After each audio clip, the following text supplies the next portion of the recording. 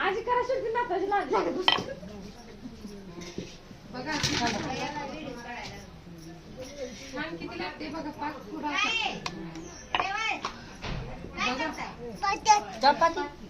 चपाती चपा चप्पा किती पालत पडलं त्याच्यावर येऊ जेवायला असं पलटते चपाती ना हातच पलटते आता काय करत नाही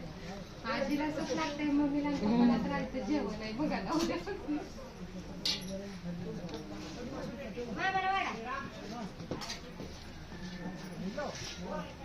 मी गेल नाही त्याला सुनागाळी नाही तर जायला लागते त्यांना माहित नाही